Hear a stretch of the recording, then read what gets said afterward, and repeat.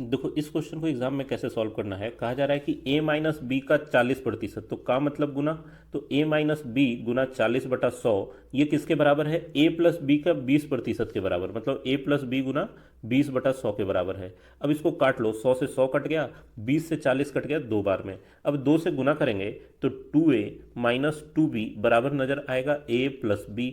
अब देखो a को इस तरफ लाओ, b दूसरी तरफ, तो यहाँ 2a माइनस ए हो गया a बराबर 3b।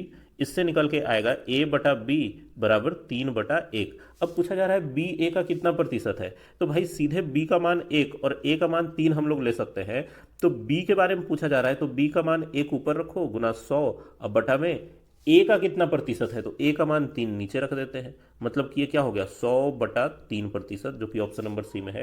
तो एग्जाम में इस तरीके से सॉल्व करना है क्वेश्चन को। तो 77 रुपये में प्रत्येक की दर से बेचने पर 40% लाभ हो रहा है, तो 6% लाभ के लिए विक्रय मूल्य क्या होगा, ये निकालने के लिए अगर हम बोले कि देखो बच्चों सिंपल ये करो कि विक्रय मूल्य 77 ऊपर रख दो और 40% लाभ हो रहा है तो 140 नीचे रख दो। दूसरा विक्रय मूल्य निकालना है तो x लिख लो और 6% लाभ हो रहा है तो 106 लिख लो नीचे, और x का मान इससे निकालो, आंसर मिल जाएगा। तो भाई इससे क्वेश्चन तो सॉल्व हो जाएगा, लेकिन कॉन्सेप्ट क्लियर नहीं होगा और थोड़ा भी ट्विस्ट हुआ एग्जाम में तो फिर फंस जाएंगे। तो देखो कॉन्सेप्ट क्या है, क्रय मूल्य जो होता है सीपी वो कभी नहीं बदलता है, चाहे विक्रय मूल्य जितना भी बदलता रहे लाभ के बढ़ने घटने पर।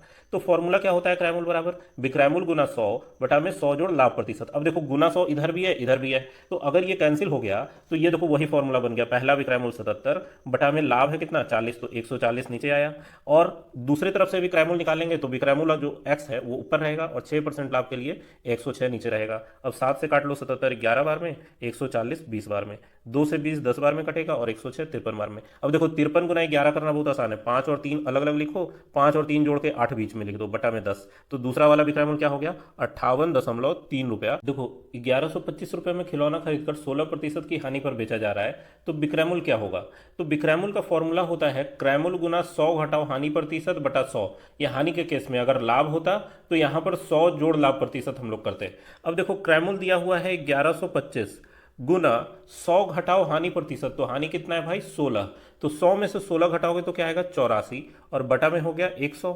अब देखो 25 से इसको काटेंगे तो 25 चौका 100 और 25 पचे 125 ऊपर कट रहा है और 100 कटेगा 4 बार में, 4 से 84 21 बार में कटता है। अब देखो 45 गुना 21 करने के लिए लिख के गुना करने का जरूरत नहीं है, सीधे 21 का पहाड़ा पढ़ लो, 21 पचे 105 का 5 बाकी 10, 21 को 4 से गुना करेंगे तो 21 चौका 84 और 10 94, आंसर आ गया 945, जो कि ऑप्शन नंबर बी में है।